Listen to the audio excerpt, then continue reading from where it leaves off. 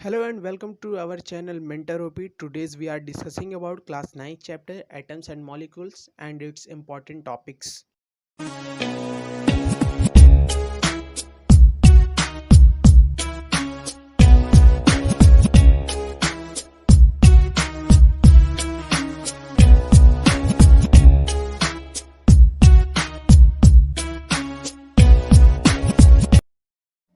हम शुरू करते हैं।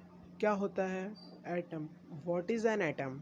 आप किसी भी चीज़ को डिवाइड करते हैं तो आखिरी वो स्टेज आता है, उसे हम एटम कहते हैं। आइए देखते हैं उसकी डिफिनेशन। ये डिफिनेशन हमने आपके एनसीईआरटी बुक से ली है।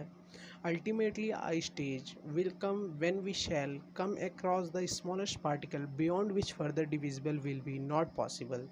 यानी कि अगर हम किसी चीज़ को, किसी मैटर को इतने स्टेज तक डिवाइड करते जाएं कि उसका आगे divisible will be not possible हो, तो ही नेम दिस पार्टिकल्स परमाणु, और इसी पार्टिकल्स को हम एटम कहते हैं।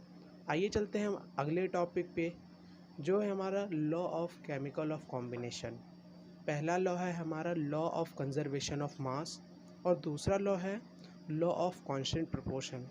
हम इसे बारी बारी से देखते हैं। पहले देखते हैं law of conservation of mass. Law of conservation of mass state that mass can neither be created nor be destroyed in a chemical reaction। यानी कि अगर हम कभी भी केमिकल रिएक्शन करेंगे तो लॉ ऑफ कंजर्वेशन मास ये कहता है कि ना ही हम एटम को क्रिएट कर सकते हैं और ना ही डिस्ट्रॉय कर सकते हैं। आइए चलते हैं हम अपने दूसरे लॉ पे, law of constant proportion.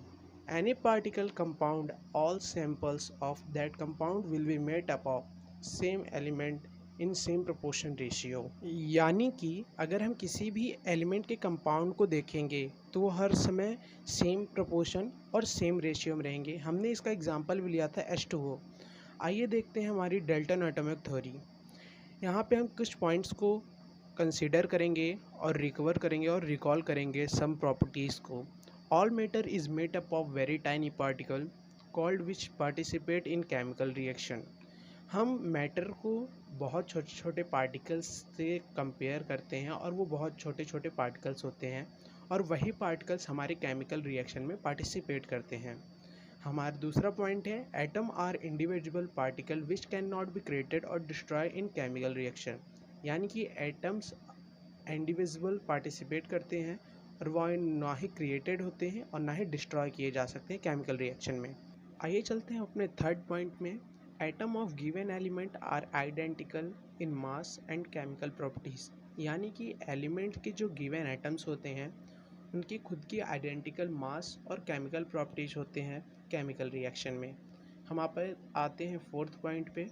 Atoms of different element have different mass and chemical properties. Different atoms के डिफरेंट केमिकल प्रॉपर्टीज और मास होते हैं।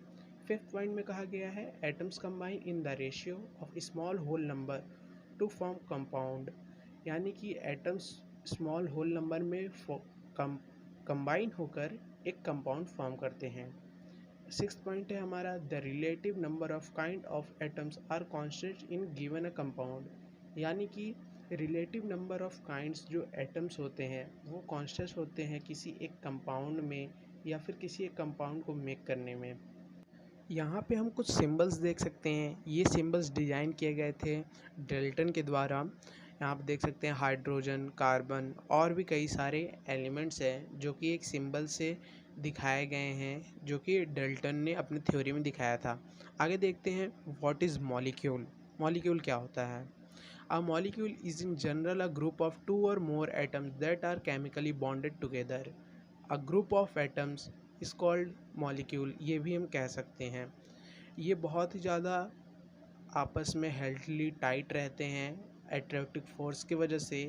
अ molecule can be defined as the smallest particle of an element or a compound that is capable of an independent existence and shows all the properties of that substance। यानी कि elements के जो molecule बहुत छोटे छोटे particles होते हैं वो इंडिपेंडेंट होते हैं, अपने केमिकल प्रॉपर्टीज़ को दिखाते हैं, मास को शो करते हैं।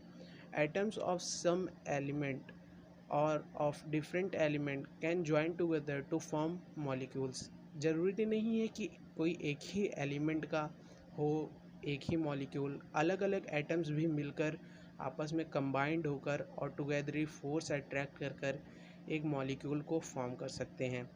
हम अपने अगले टॉपिक को देखते हैं, what is an ion. Ion क्या होता है?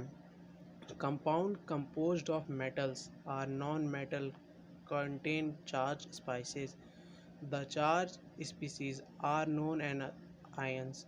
यानी कि जो कंपाउंड के ऊपर और मेटल्स जो चार्ज कंटेन करते हैं उसको हम आयंस कहते हैं।